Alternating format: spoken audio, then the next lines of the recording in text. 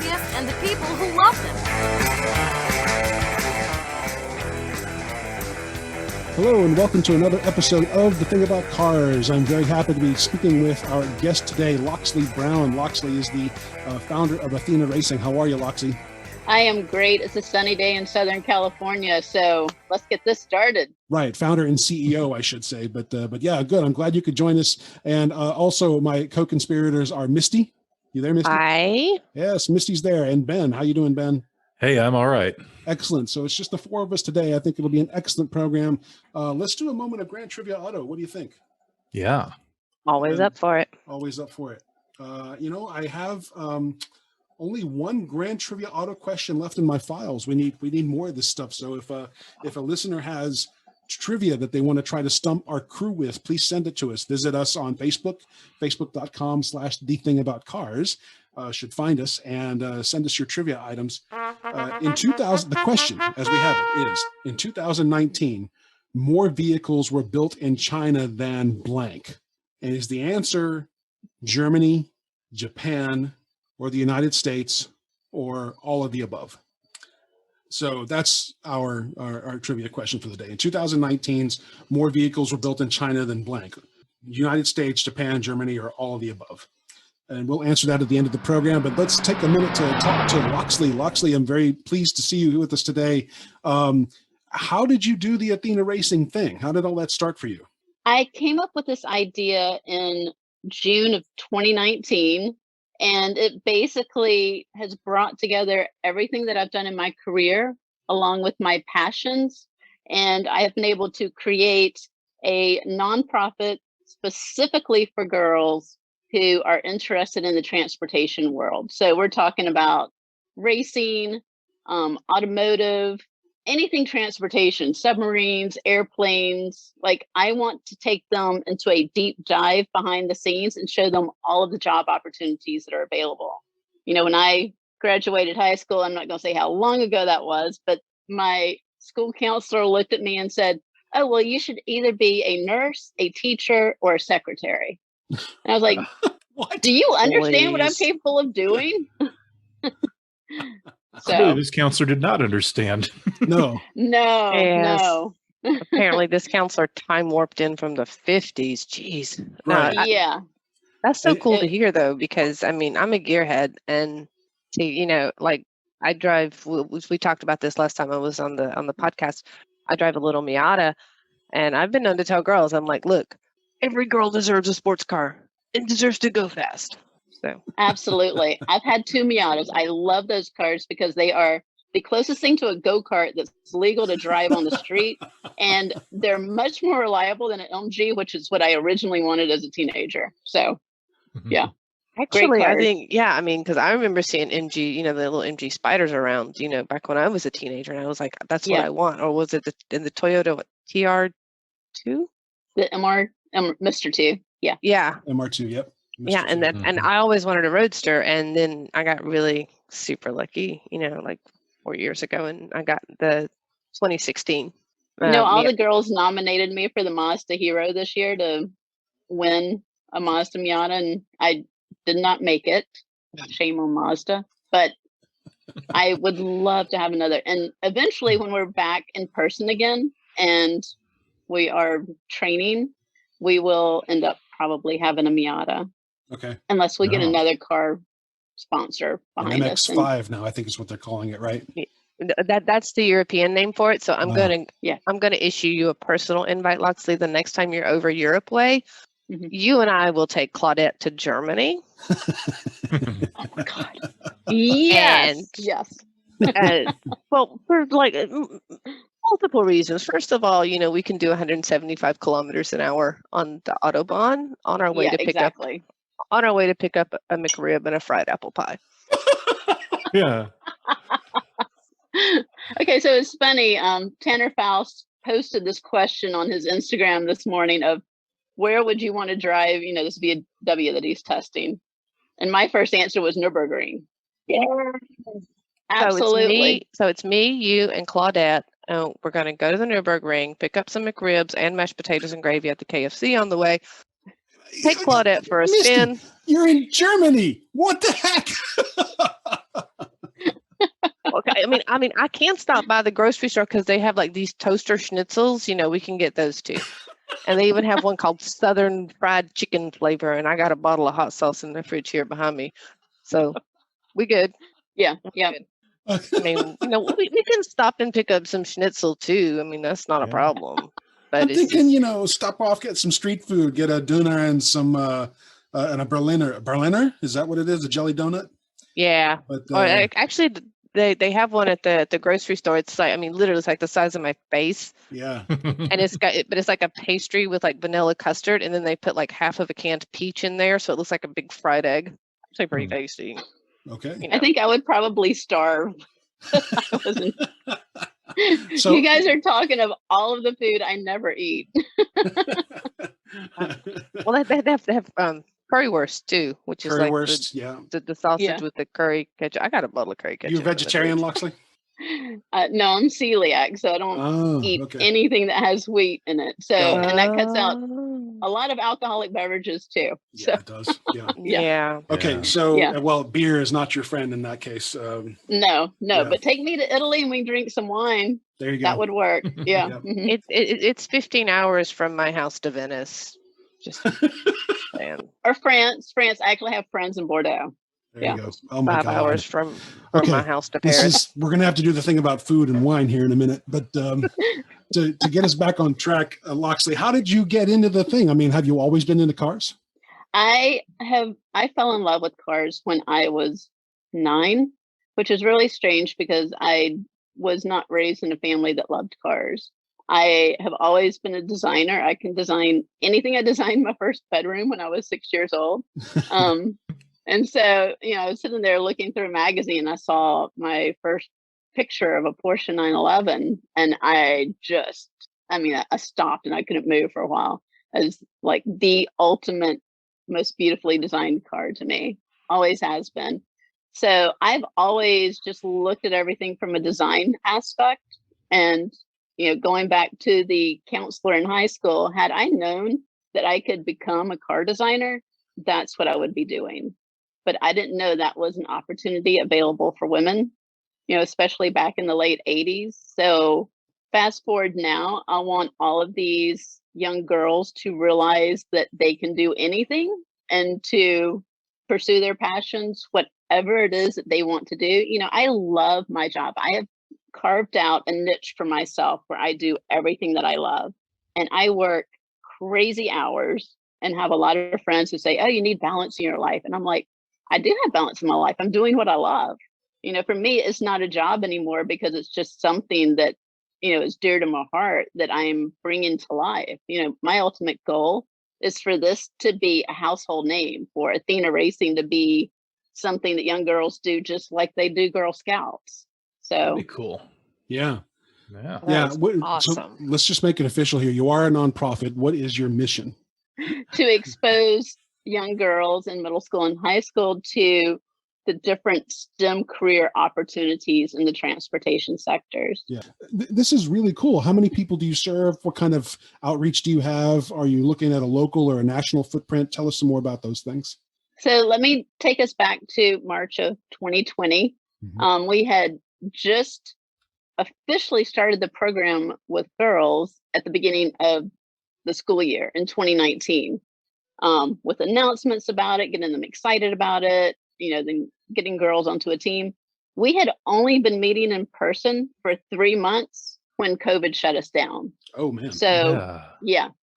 So I had to completely, and this is the great thing about me coming from the for-profit startup world, which I have worked in for the past, and I call Athena Racing a startup, for the past 15 years. So I instantly realized what was about to happen. I'm pretty good at predicting certain things and instantly pivoted. So while everybody else was sitting there going, oh, everything's going to get back to normal in a month or two and blah, blah, blah, I immediately took our plans for what's happening 3 years from now and put it into place in March of 2020. So I had planned on us, starting small in the Southern California region and, gradually expanding into 20 different cities, going national.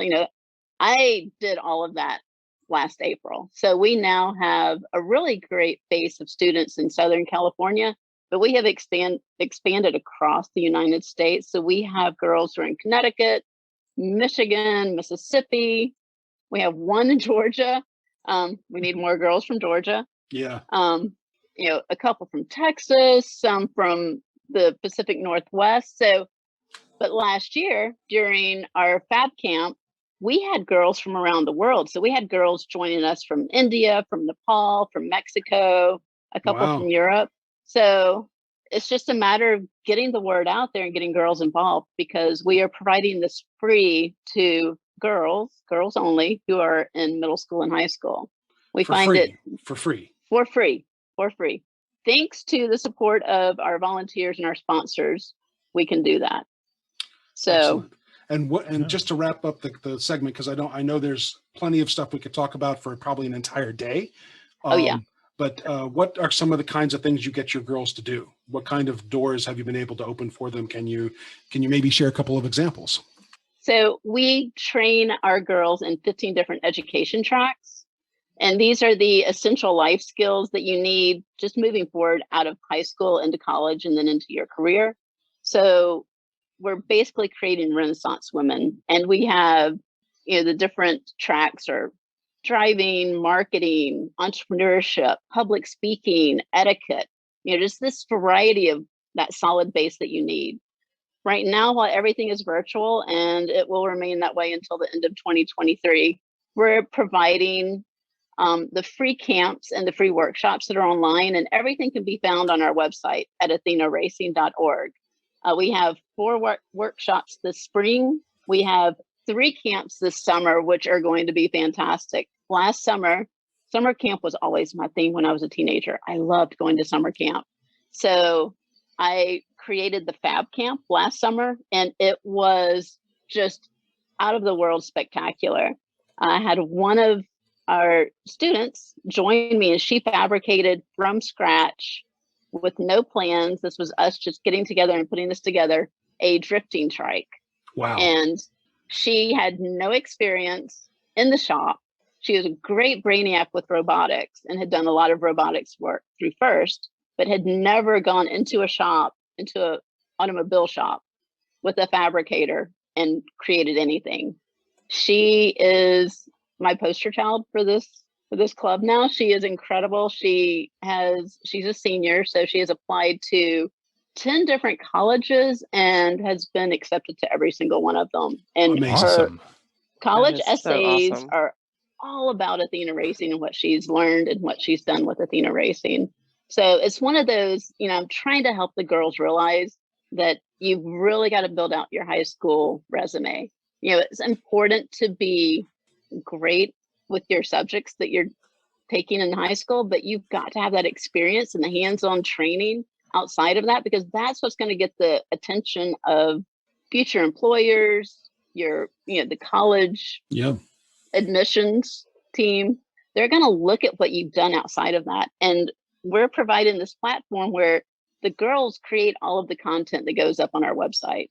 Our organization, our website is 50% student-led and 50% Loxley Browne never sleeps and works on this all the time.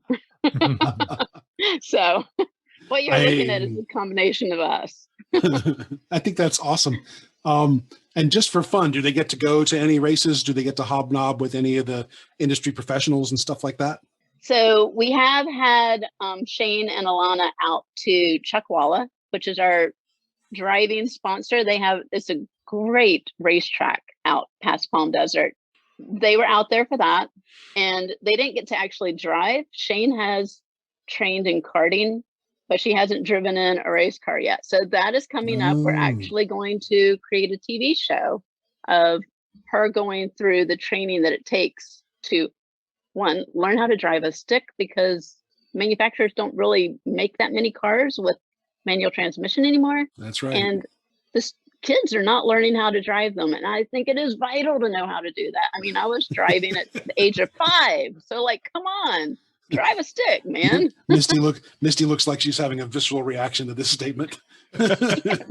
Manual transmissions for the win, man. I mean, that's what I learned to drive in a 4-wheel drive Subaru station wagon 5-speed in a cow pasture. Yeah. That's Well, cool. I learned how to drive. Yeah. That's where I learned to be behind the wheel. Because when my mom Yeah. started me out, the first lesson I had was I had to shift, and she would put her hands over my eyes, so I had to learn to hear. Yes. Thank God the transmission on that Subaru was just cast iron, because there was a lot of so that's where I started out. And Yeah. I mean, I've never driven anything but a manual, and except when I'm driving my husband's car, and I hate that. Well, you'll love this. I learned to shift on a mid-70s Alpha Spider and a 3-on-the-tree Plymouth. Oh, wow. 3 on the tree. Yeah. So she's going to have to learn how to shift. Loxley, she's going to have to do it all on tape. Is that what's going to happen? Yes, that is going to happen. It's going to be fantastic. You guys are going to love this show. I can't wait to see it. Yeah. Thank you, by the way. If there's any parting thing about Athena Racing you want our listeners to check out or to know about the work that you do, what would you tell them? Please take a look at our website, athenaracing.org. Support us if you can. We have increased our programming for the girls 500% this year because there's such a need for it, and they are so wanting of the community that without having the funding behind it, we decided to go ahead and put these programs out there. So, just getting the support, the financial support is what we really need right now to make this really grow and reach more. Yeah, I think you're doing fantastic work, and I wish you a ton of success. And let's definitely circle back at some point and talk about doing the nonprofit Snapcast podcast that I do, because I think you've got good lessons for the nonprofit community as well. All right, question number 1, Loxley, what is your dream car?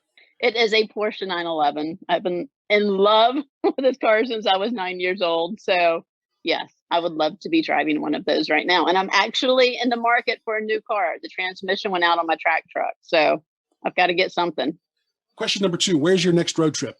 Right now it is out to the desert to go to the track.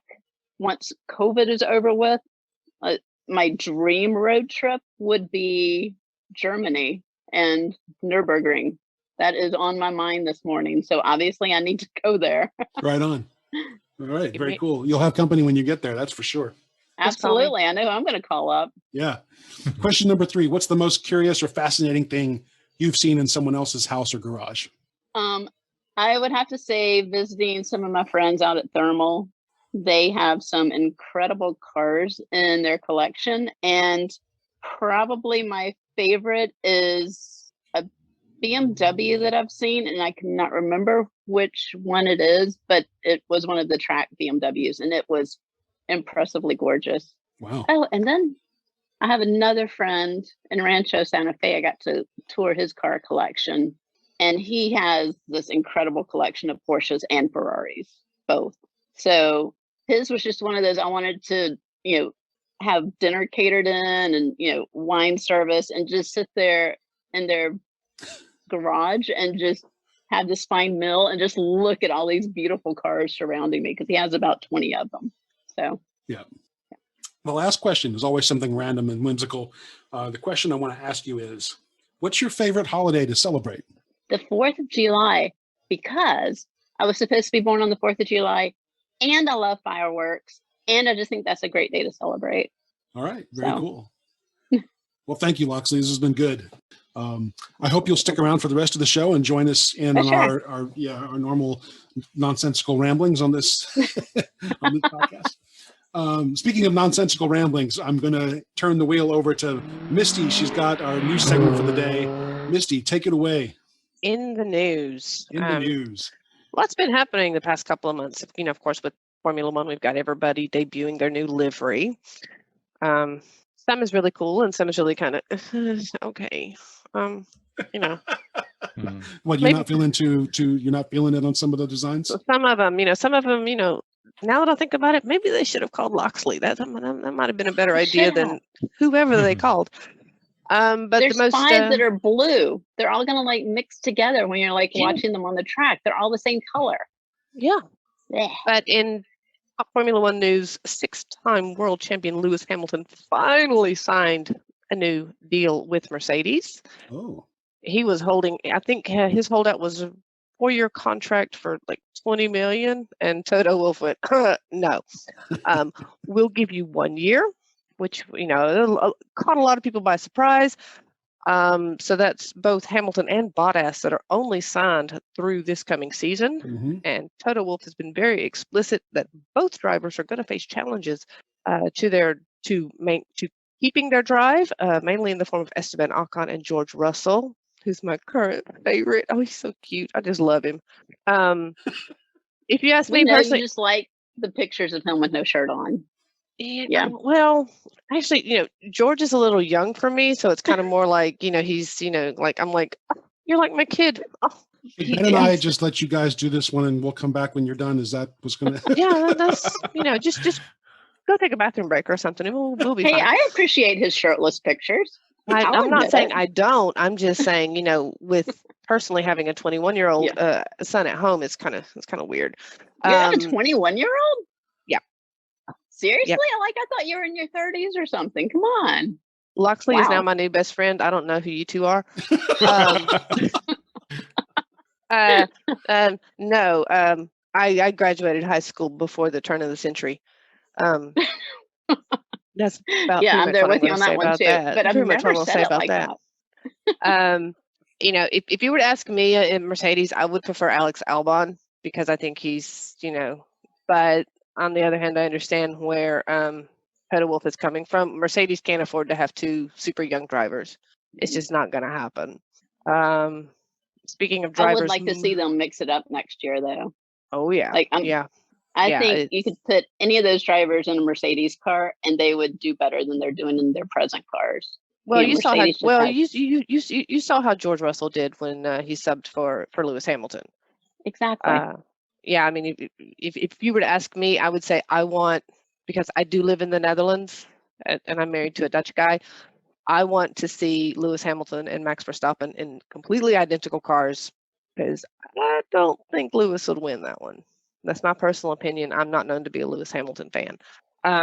But more than my distaste for Lewis Hamilton, my least favorite F1 driver, Roman bleeping Grosjean, was let go from Haas, which is the only US-based Formula One team, and is moving to IndyCar. He will be racing for Dale Coyne, and I read last week, he actually admitted to being a bit of a jerk, but now he wants to be friendly with his teammate at Dale Coyne, and I'm like, okay, whatever, who cares?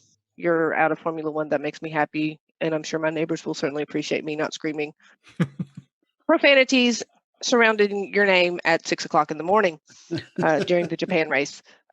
His former teammate, Kevin Magnussen, just completed 24 hours of Daytona for Chip Ganassi Cadillac and has signed with Peugeot, who is re-entering Le Mans in 2022 for their new hypercar category. Interesting. And I've heard rumors that Ferrari may be entering the hypercar as well. Yes, they are. So, and we'll talk more about Ferrari a little on further down. Yeah. 4-time world champion Sebastian Vettel just put up 8 of his supercars for sale. Okay. Is he hurting? Nobody really knows. He's not saying, but one of the ones he put up for sale is a 2004 Ferrari Enzo that has less than 1,200 miles on it. Price upon request. He's also selling a 2002 BMW Z28, which he bought as a U.S. import. He had it respec'd to Euro style electronics. Has 13,500 miles on it, and it's only about $200,000 US. If my husband really loved me, I'm getting the feeling my husband doesn't love me. Yeah. Speaking of US cars, Ford, which is my least favorite car brand ever. Oh God, we're just going to piss off everybody today. I am. Ford is recalling over 1,600 of its new 2021 Ford Broncos due to either loose rear suspension modules or missing bolts. I highly advise anyone to check the NHTSA recall website to see if your Bronco is effective. And then for the love of peanut butter, go buy a real car.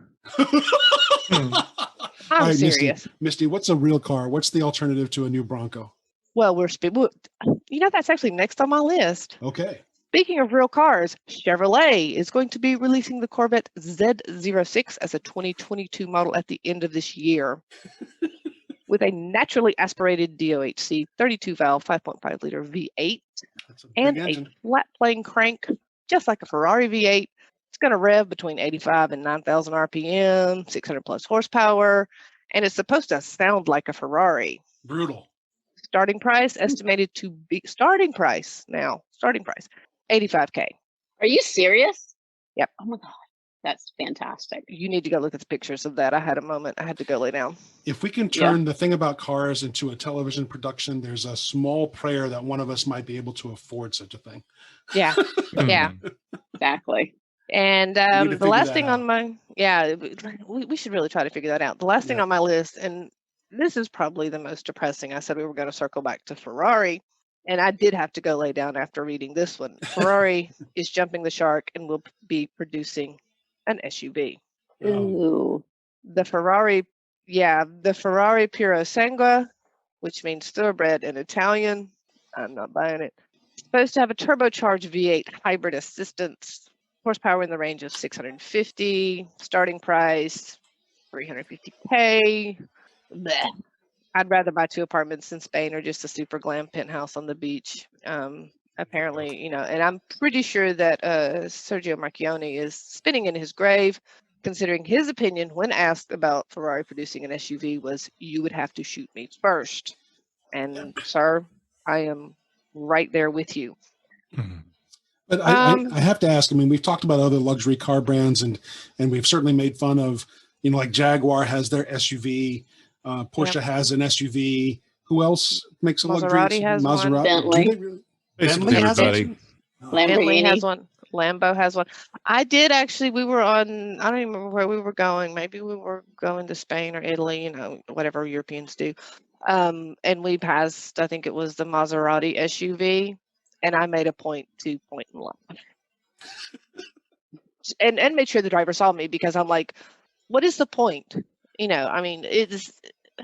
I can buy more SUV for less money is elsewhere, right? It's just that's the kind of thing, right? So yeah, well, I mean, when I did laugh and point, I was literally sitting in the Mazda CX-5, which is the SUV.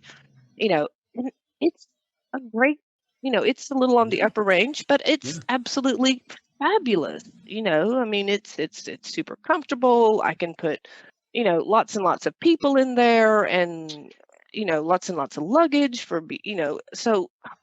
But if I'm going to And it doesn't cost $500,000. See, there's that. I mean, if I'm going to drop 350K, it needs to fit like me and one other person. And I need to be able to top 200 kilometers an hour on the Autobahn. And it needs to massage me while I'm doing it. And it needs to file my taxes for me. Well, actually, I'm kind of like, it can just sit there and look pretty. It's the kind of thing too, that if I'm in the driver's seat, I want every man driving a Volkswagen Golf that I pull up next to feel 100% emasculated. I mean, that is literally where I'm at. I mean, I didn't drive my car for like 3 Ladies or 4 and gentlemen, weeks. this is why Misty is on the panel with us. This is Absolutely. You got to have one. Well, I mean, I drove my husband's car for like a month because I was having to get up like really early and take my son to his internship. And being the good child he is, he repaid Mama in Starbucks. But so I actually had to get the batteries changed in our key fobs. So I was like, what the hey, I'll just run out to Hoofddorp. And I forgot how aggressive men get when they see a woman in that MX-5. So, and I was just like, okay, whatever. Yeah. So, but there's the news, and good stuff, Misty. Thank you. You're welcome. Yeah, I'm gonna have to sit on that emasculated thing later because that was kind of shocking. I'm gonna have bad dreams now. Well, all I'm gonna say is don't try to beat a Raven County girl that has 30 plus years of driving a manual transmission off the line when she's in a Mazda MX-5 and you're driving a Volkswagen Golf. I love it. That's fantastic. Thank you, Misty, for doing In the News today. Good stuff as always. Let's shift gears and go to Ben. Ben has that new car smell. Well, that's what that is. Okay. What do you got, well, Ben? Well, nothing really, deeply profound today, but I was just kind of looking at some things that are in the pipeline that are going to be coming to market before too long. And the Rivian electric trucks are supposed to be out this year. Oh, later on this year. Not only the pickup, which is what everybody's been seeing, but also an SUV, which looks fairly big and chunky in the pictures. Although I don't know if it really is, or if they've just put really small people next to it. But it's a handsome vehicle, except for I don't know. I think their front end design with the headlights is a little bit of an acquired taste, but other than that, it has nice lines. yes. And they're What do you offering. think about? Go ahead. Yeah. What do you think about the new BMW front end? I know there are a lot of people who hate it and a lot of people who love it. We've discussed those a few times here, and they're going through several different iterations. It seems with the shape and size of the kidney grills, and I think most of those are an acquired taste. Chip Foose did a redesign of the front grille. The one that's like, yeah, it resembles Lexus and everything else out there on the road right now. His redesign is brilliant. It's perfect. Oh, very cool. Yeah, I have to see that. But yeah, these Rivians have no real grille to speak of, and these two kind of vertical oval sort of headlights. And if you see faces in cars, you look at it and go, huh?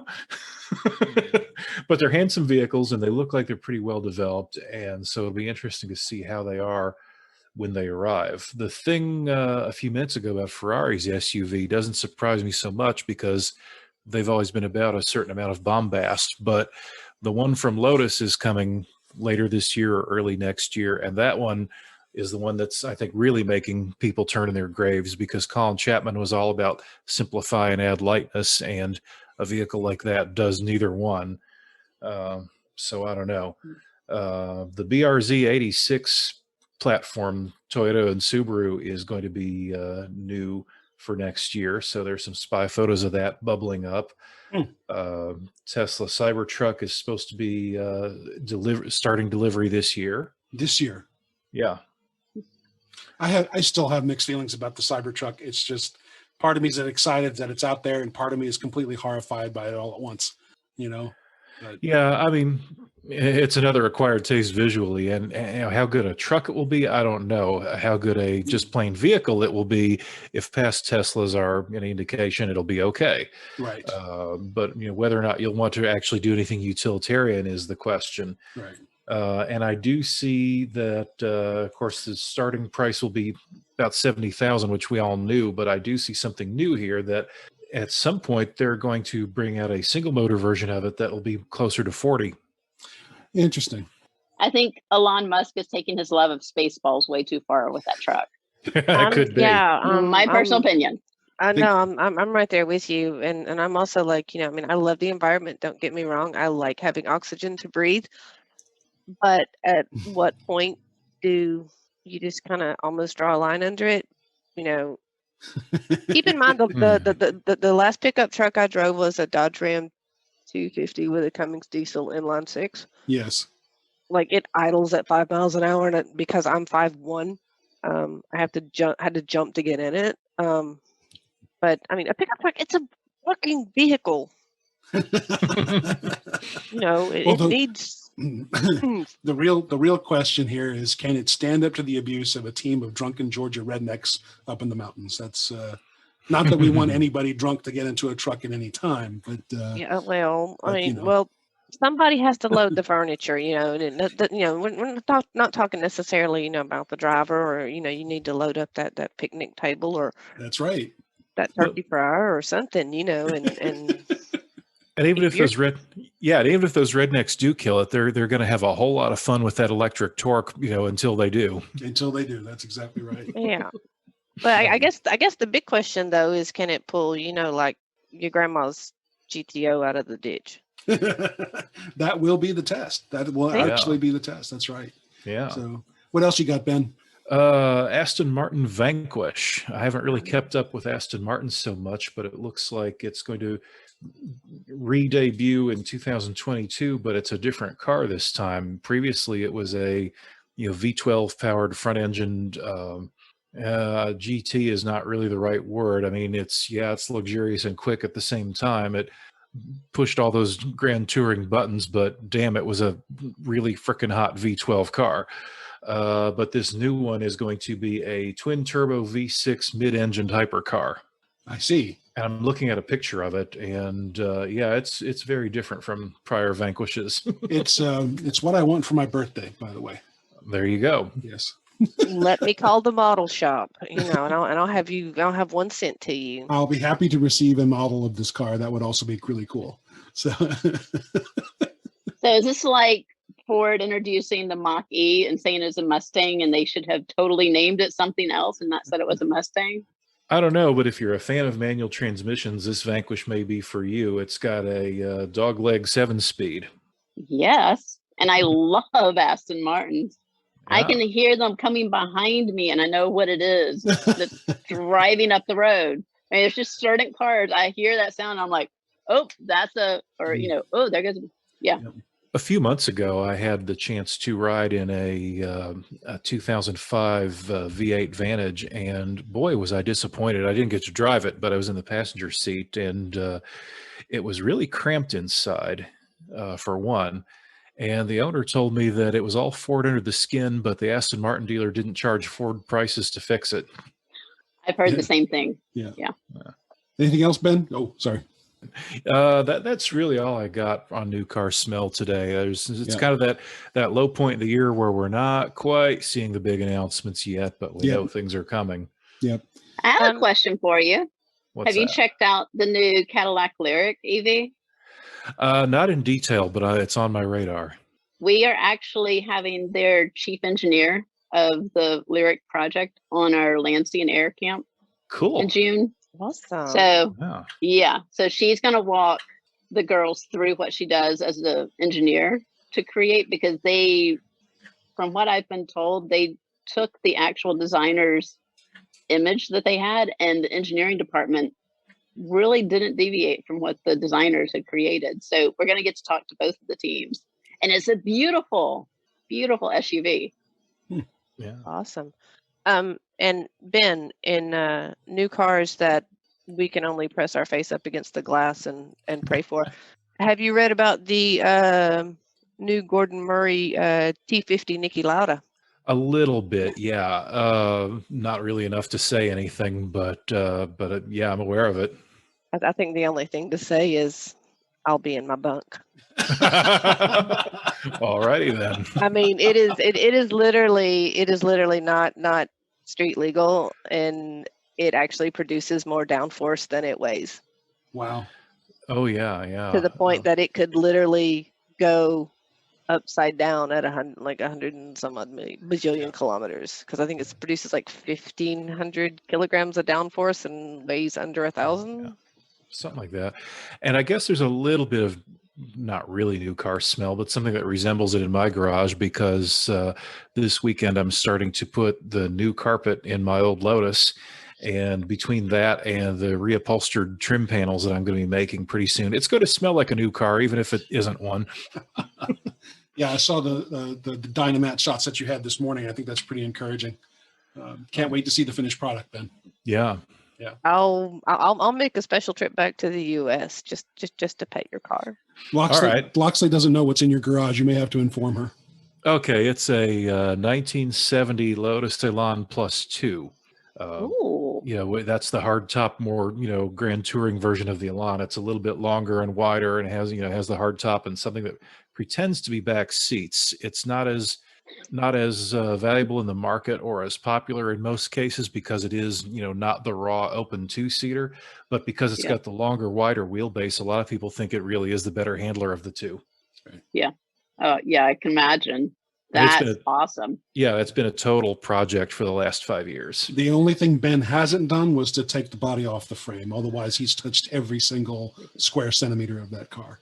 Pretty So- much, yeah. I mean, differential still needs to be rebuilt, but that's the only real major operational system I haven't been in yet, and it's going to get a transmission swap probably later this year. It has the original 4-speed in it, but I've got my hands on the 5-speed that came out a model or two years later, model year or two later, that I'm going to be swapping into it. I'm excited. If that thing were in my garage, I'd be falling asleep underneath it and just waking up to continue working. That's what I would do. Well, you'll wake up. I'm right there with you. Yeah. So you'll wake up pretty oily if you sleep under it. Well, it is British. Yes. Yeah, I don't know what y'all expect. I don't know what y'all expect.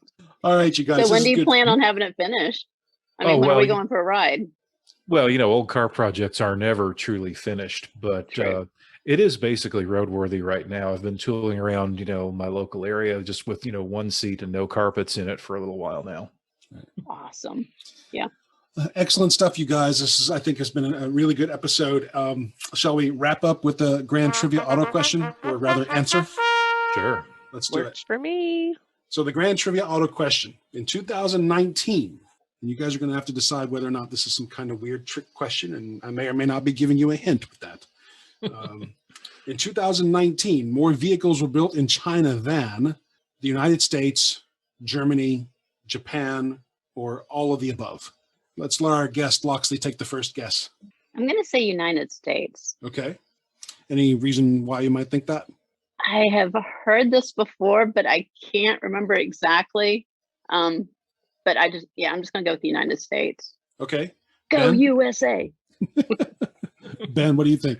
My gut says United States, but then one little corner of my gut says all the above, so it's a tough call, but I'll go with the United States. Right on. United States. We got 2 for United States. Misty, what do you think? I'm going to be an outlier. I'm going to say all of the above, knowing that Germany outsources a lot of its production, and so does Japan. And China's just building everything. Well, here's the answer. The answer, and let's do some math here. Germany in 2019 built 4.66 million vehicles. Japan built 9.6 million vehicles.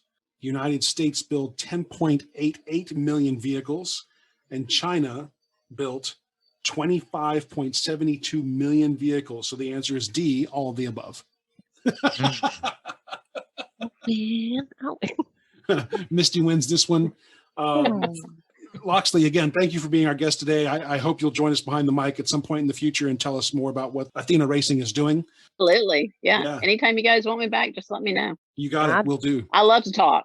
That makes 2 of us, and Yeah. I love to hear about about especially women in automotive stuff. I get really mad because everybody talks about Max Verstappen's dad being a Formula One driver, and they completely forget that his mom was a championship karter.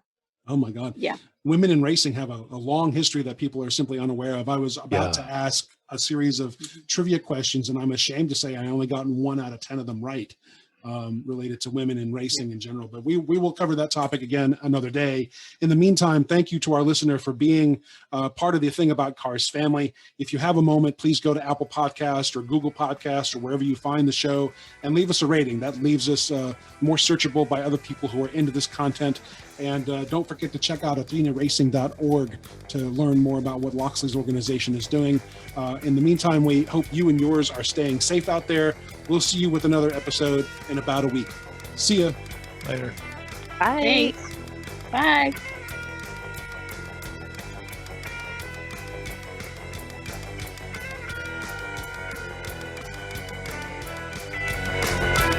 Thank you for listening. This has been The Thing About Cars. We'll see you on the road.